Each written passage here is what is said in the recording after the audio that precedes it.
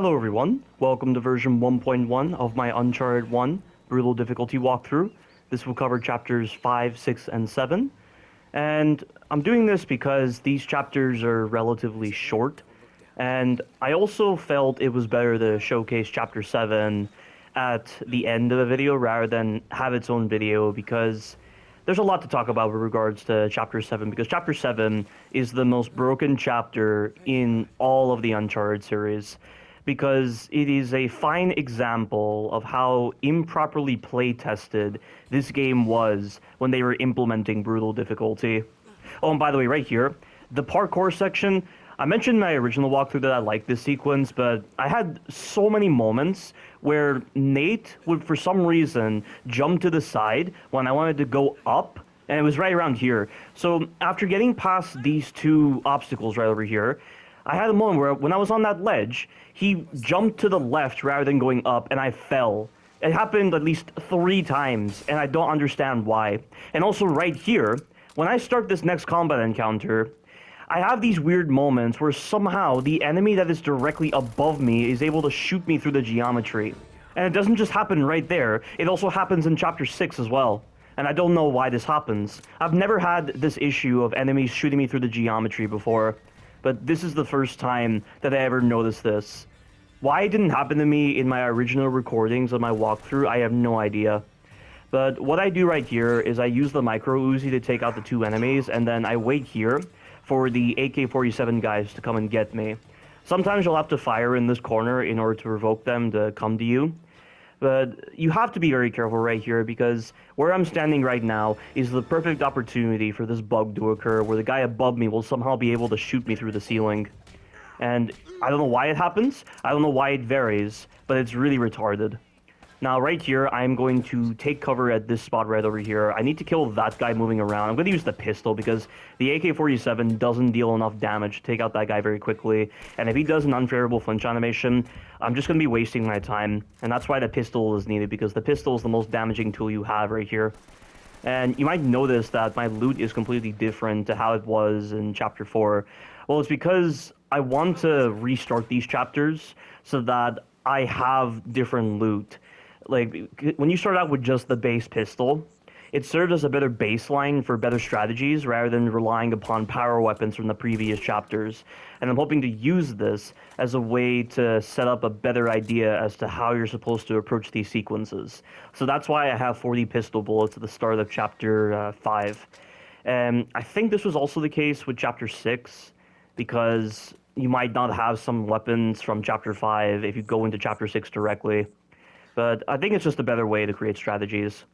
Now, right here, with the 2 grenades I've picked up, I'm going to try to eliminate these enemies. Bear in mind, when you aim with the grenades, your hitbox shifts, as I've already mentioned. So those guys were able to spot me, even though there is no possible way they should have seen me. The perception on the AI is just ridiculous at times. They have way more of a visual cone than you'd expect. Now, right here, my strategy is very different to how it is in the original version, because in the original version, I just went back up and I just hid behind the wall and did the third-person cover trick, but it was also presenting with certain difficulties, and I just wanted to be done with this sequence, so that's why I'm just sitting in this cover right here, and I'm going to use the shotgun. So whenever the enemies choose to throw their grenades, I'm going to use the blind fire on the shotgun in order to stun them, to get them to drop their grenades. And something you should know about the enemies when they throw grenades, there is a functionality change that they did with Uncharted 2, 3, and 4.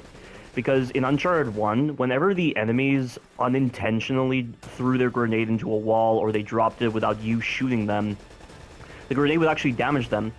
But in Uncharted 2, 3, and 4, if the enemies ended up dropping their grenades without your intervention and it happens to detonate near them, it doesn't do any damage. It instead just knocks them back. I don't know why they made this change, because it's really, really odd. I mean, you should be rewarded for the AI stupidity, and you should be rewarded because you want to make sure that these encounters aren't dragging on so long, and it's the AI's fault for putting themselves in that position where they're going to take damage from their own grenades. Why not just have that be a reward for the player? I don't get it.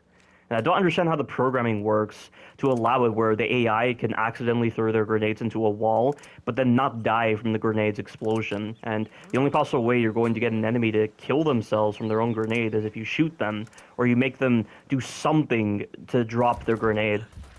But it's odd, and I don't know why they changed this. But right here, I'm just going to rush into this room to deal with this micro Uzi enemy. You have to be very fast when getting into this cover because he kills you very quickly.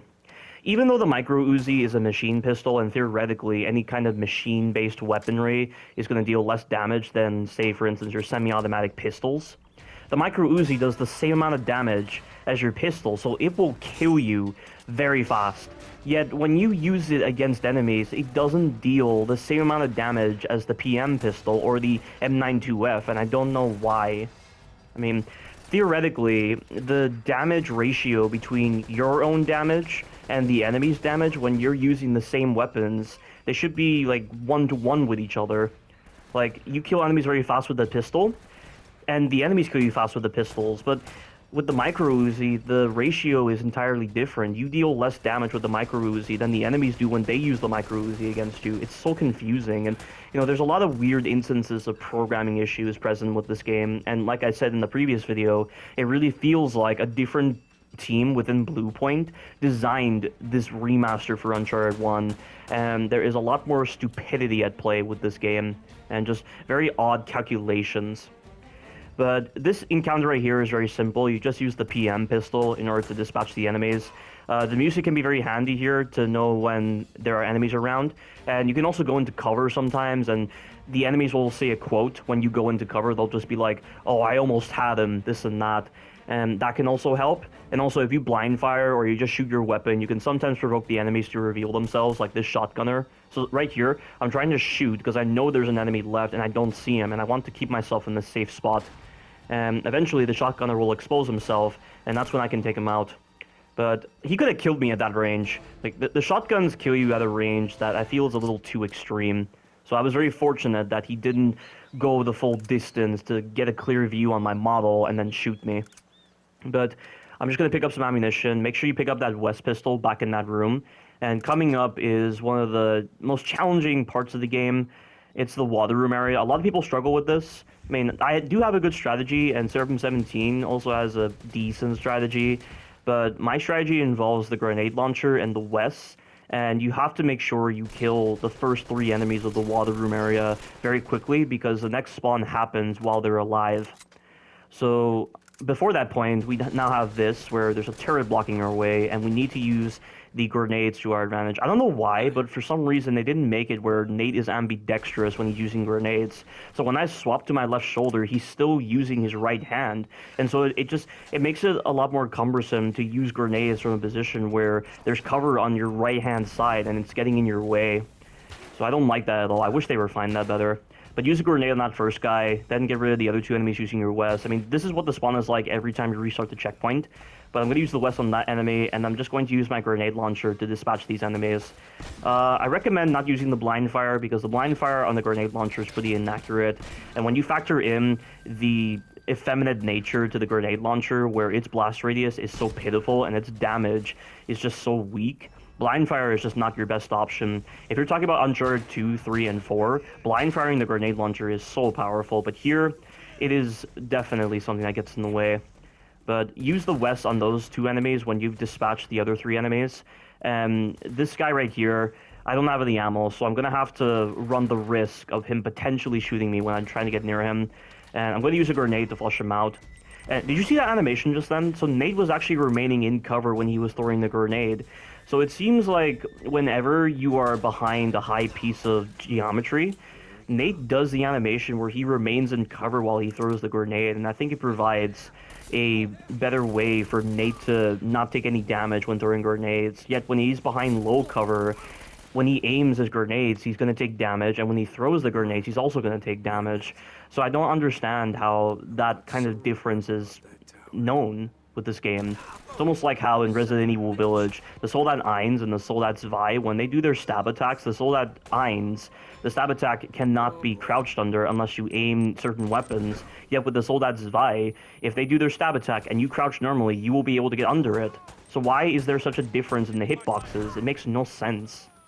But this right here, this is one of the dumbest combat encounters here because you barely have any cover, and the enemies, they spend so much time being passive and not trying to push up. And these two enemies, on the other hand, they're going to try to rush you after a certain duration. So this guy's rushing me, so I'm just going to use the blind fire on my PM. I recommend keeping the reticle around their leg area because Nate tends to overshoot his shots. Like, he tends to fire slightly above the enemy, and that's why there are a lot of moments where he misses with the PM at a range he really shouldn't be missing at. Blind firing on this game is not very good, because the times when it looks like you should be able to accurately hit an enemy with blind fire because they're so close to you, Nate just misses all the time. And this happens a lot with the pistols in this game. Yet in Uncharted 2, Uncharted 3, and Uncharted 4, blind firing is pretty accurate. I would say more so in Uncharted 2 and 3. Uncharted 4, the blind firing is less accurate, but at least it keeps you safe. And when the enemies get close to you, Nate just doesn't miss for no reason. He's able to maintain accurate shots on the enemies when he's blind firing at close range. But here, the blind firing doesn't really make any sense. I think it's definitely clear that the improvements they made to the blind fire in Uncharted 2, 3, and 4 were absolutely necessary to make the gameplay a lot more balanced in those games and actually make a lot more sense. A shame you can't say much about balance in this game. Like, look at that just then. The reason why I jumped down there was to trigger this very arbitrary spawn of these three enemies. Like, this game adhered to some very draconian styles of gameplay where you have to waste time doing things like going to a specific position that's pretty dangerous in order to trigger an arbitrary spawn that just comes out of nowhere for no reason. And I could have died easily just then. And why they want to implement a difficulty mode where wasting time triggering arbitrary spawns in dangerous positions is going to be even more of a nuisance, I have no idea. And it just goes to show the lack of effort displayed by the developers when they were designing brutal difficulty for this game. But what I'm going to do right here is I'm going to clear out the last two enemies with grenades, because the grenades can be handy in that situation. And the other enemy, I just try to get him with a headshot. And now that combat encounter is done, I'm just going to pick up the AK-47 and also the PM pistol. The AK-47 is needed for one combat encounter that has a lot of enemies at long range. Oh, this part right here, the reason why I've included this is because there's another platforming issue here where if you mash X when you're climbing this part of the tower right here, like right here, if you were to mash X when you were on this ledge right here, Nate would for some reason jump to the right and he'll just kill himself. I don't have the footage of it in the bloopers because it was on my original recordings for this part, but I deleted the original recordings. But I don't know why this is a thing in this game, where if you end up doing a specific action in a specific area, Nate does the wrong animation and he can kill himself. And there's really no excuse for the parkour to be this bad in this game, especially since Prince of Persia came out before this game. And I played Prince of Persia, The Forgotten Sands, and I think that game came out after this game, because I think this game released in 2007, and Prince of Persia, The Forgotten Sands released in 2008, I believe, or was it 2010? I can't recall. But I know for sure that the model that they set for the parkour in Prince of Persia, The Forgotten Sands is the same model that they likely used in the original Prince of Persias. But the parkour in those games is exceptional. But Naughty Dog couldn't replicate the parkour system properly with the Uncharted series. And, you know, Uncharted 4 has some pretty good parkour systems, and it's a little bit better than Uncharted 2 and Uncharted 3, and it's way better than the parkour on this game. But still, though, the parkour in the Uncharted series doesn't compare to the parkour in the Prince of Persia series. It's a shame that Assassin's Creed, another Ubisoft product, didn't learn from Prince of Persia. And did you see that just then? What the hell was I getting shot by just then? I'm very lucky that that wasn't doing brutal difficulty damage. I'm positive that was from an AK-47. That was not from the turret. So how the hell did the enemies with the AK-47s manage to angle their bullets so that they came from the ceiling and managed to hit me? How the hell does that work? I've never seen this before in a hit-scan-based game. I've never seen bullets do that before. That just goes to show how compromised the programming is for the enemies on this game. And just in general with this game, like, there's so many moments in Uncharted 1 where the game's programming just fucks up and you get screwed by things that are only possible in a game. And it just takes you out of the experience. It just leads you to get very frustrated with the game. And this lack of intelligence is just displayed in other parts of the game. And I wish I could say that was the end of this lack of intelligence, but it's not. And Chapter 7 coming up is the most broken chapter in all of Uncharted 1 with that stupid turret sequence. And how you don't have the ability to dodge, you don't have the ability to hide from bullets. It's just an RNG fest. And I remember one of Serpent 17's friends, Hado, he actually messaged the developers talking about how broken Chapter 7 is. And you want to know what the developer said to him? The developer said that Chapter 7 is working as intended. And I'm sorry, guys, how the fuck is it working as intended when you have so many improperly thought out programming decisions, like having the enemies have perfect aim on that entire sequence, having the enemies kill you so fast to the point that they can kill you seconds after you load back into the turret sequence, and having the enemies shoot you outside of the turret's horizontal field of view so that you can't even fight back, and then also having the hit detection on your grenades be completely ambiguous, and then having the turret have extremely low sensitivity when you're trying to move the turret around, and then finally having no way to dodge or block the shots from the enemies to actually make the sequence consistent and actually feel like it's a section rather than just a RNG spam fest. That sounds about as delusional a statement as any statement from new Capcom when they say that they put a lot of hard work into Resident Evil Village, yet the poor state of quality of Resident Evil Village is so noticeable it might as well be standing right in your fucking face. Or it sounds about as ridiculous a statement as what Ether said to me when I premiered my live stream of Resident Evil Village doing Village of Shadows with 10,000 lei, and he was defending the poor designs on Bella's hitboxes, specifically with Bella's grab, where he said that it is perfectly okay to have Bella's grab have a shitty hit detection to it because it forces the player to be skillful in knowing when to avoid an attack. And he said, oh, not every attack should be crouched. And like, what the fuck does that mean? That sounds like a statement that comes from the mind of an uncreative individual. Like, there's so many possible ways they could have made Bella more interesting rather than relying upon shitty hitboxes to dictate difficulty, but they chose the bare minimum.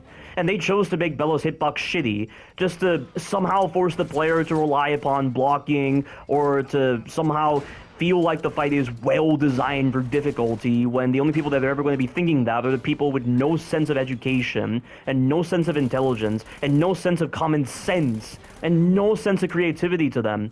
I cannot tell you how much I just wanted to slap Ether in the face when he made that statement, and I still want to do so.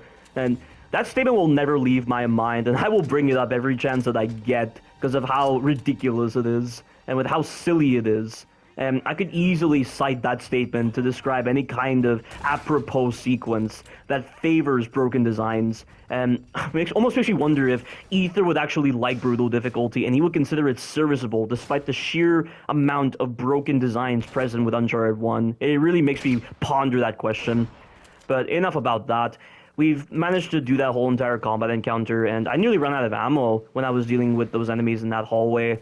And I was not doing a very good job at using my West to take out the shotgunner. I should have just waited for him to come near me because he's programmed to rush you. And I probably should have taken the micro Uzi alongside the West because the micro Uzi can be very reliable for blind firing purposes, while the West can be very useful for dealing with enemies at a distance. And I had to run the gambit with one enemy to the right when he had that micro Uzi, and he could have killed me easily, but I was lucky. But we've done that combat encounter, and now we've had this combat encounter, which is pretty simple. It's just 3 enemies. You just got to use the third-person cover trick to your advantage. And be careful of the shrubbery here. The shrubbery has some ambiguous hit detection to it, and it can obstruct your shots, yet it doesn't really obstruct the enemy's shots, which is stupid. And we've done that, now we have this, and this begins the most broken chapter in all of Uncharted 1. So you have got to kill these enemies quickly, and the grenades are going to do fuck all against the enemies. You've got to use your machine gun. I mean, the grenades can be helpful for actually stunning the enemies, but the machine gun is needed. Like, look at that. At that range, he's hitting me. He could have killed me just then. That's such bullshit. Why the hell do they give the enemies perfect aim, and why don't they scale this section for crushing difficulty? And I swear to God, guys, if you die at any point in this sequence, aside from one sequence later on where Elena goes there behind us, you're gonna have a rough time, because I feel like if you restart the checkpoint right here, the enemies are placed in such a way where it is so easy to get fucked by a lot of the issues present with this sequence, like with the turret's limited horizontal view, or with how slow the sensitivity is on your turret. You're gonna be fucked by those issues so easily if you don't do this sequence on the first try. I mean, this part is fine, I guess, because the enemies are spaced out enough to allow you to deal with them And the guys in the cars, you can use your grenades to dispatch them. You can also shoot the people shooting you, and that'll also provide you an advantage. I recommend doing that rather than actually using your grenades, especially for this part right here, because there is no possible way you are going to land your grenade shots when the enemies are driving parallel to you, because the grenades have travel time. They're not hit scan based. And this right here, this is where I need to shoot the guy shooting me. If I shoot the guy shooting me, I won't have an issue with the driver of the vehicle. But I just gotta make sure that I do all of this on the first try. And then when it comes to the sequence where Elena says they're behind us, it doesn't matter if you do it on the first try or if you die 50 times in that sequence, it's gonna progress the same way. Like, I cannot believe... Like, look at that. I could have died just then. Like, the convoy level in Uncharted 2 was fun. The caravan level in Uncharted 3 was fun. And specifically with the caravan level, they scaled that entire section for crushing difficulty damage. There is no brutal difficulty modifier. I think this was only the case with the guys in the vehicles, but the guys on the motorcycles had crushing difficulty damage. So if they had a bit of intelligence when designing the caravan level for brutal difficulty in mind, why didn't they scale the sequence with crushing difficulty in mind? I don't fucking understand. And coming up is going to be the worst part of this entire sequence, because this checkpoint right here, there's going to be a moment where you have to shoot a vehicle in front of you, and the next enemies that appear, they can kill you before this next checkpoint is supposed to trigger, and you'll respawn before you shoot this vehicle. But what I try to do right here is I try to shoot a grenade prematurely to stun the enemies, but it didn't work just then, and I died. And this right here, like, the enemies, there's too many of them, and they don't give you enough of a breathing room to even deal with them. Like, I could have died just then. Look at that. And the turret just doesn't do enough damage to dispatch these enemies quickly. Like, you've got to just roll the dice and hope you land on 7 or something. That's just what you're gonna have to resort to. It's just such bullshit. How can you say this is working as intended? I don't understand. Like, what is this? This is like a sadomasochist dream, or some kind of masochist dream. We're just dying repeatedly because that's somehow serviceable for a difficulty mode. It's like what Tynar does with his shitty Knives Out videos for Resident Evil Village or for any other Resident Evil game, not designed for Knives Out in mind. And he calls it good for the game. Oh, he calls it skillful tactics, this and that. Like, smart tactics and the like. Tynar would probably think the sequence is serviceable. Or like anyone who thinks that Catwoman's Revenge from Batman Arkham Knight is entirely serviceable for the game, and it's the Batman Arkham combat at its best, and it's DLC content done right for the Arkham games. How fucking retarded do you have to be to consider these sequences well designed for a highest difficulty? And it's stuff like that that really shows how shit brutal difficulty is. And here are some bloopers. But right there, I got shot through the ceiling, and here I'm getting shot through the ceiling. Who the fuck is shooting me right now? Who the fuck is shooting me? It makes no sense. This is something I've never seen before in a hit scan based game. And here, look, Nathan jumped to the side when I wanted to go up. And here's the second time this is happening. Why is he jumping to the side? And he's falling off. Like, this looseness in the parkour can lead to these kind of issues like this. And then here is a fine example of how shit this sequence is. This is going to showcase the amount of times I died on this part. And it might look like a few times that I died, but on other recordings, I can die here like 50 times or maybe 100 times before I eventually get past this sequence. Because the enemies are too fast, their spawn is completely random, they have perfect aim, they kill you because of brutal difficulty not being scaled properly for the sequence. This is honestly just as bad, if not worse, than Catwoman's Revenge from Batman Arkham Knight, where they decided to put the final fight of Catwoman's Revenge in a room that is not serviceable for the kind of combat system and the kind of paired animation system that Batman Arkham Knight favors. Anyone and their mother would have easily looked at that sequence and called it unserviceable for the fucking game. But the developers at Rocksteady displayed little to no care whatsoever when designing the DLC content for Batman Arkham Knight. And it's clear they wanted to be done with that game. They wanted to be done with the Arkham series. And Catwoman's Revenge is the perfect personification of this idea that they had when designing Batman Arkham Knight. And this is no different to this sequence right here. Who the fuck play-tested this for Uncharted 1 and called it serviceable for the fucking game? I will never understand. But that is the end of these chapters. Stay tuned for the future chapters. Thank you all for watching, and you take care now.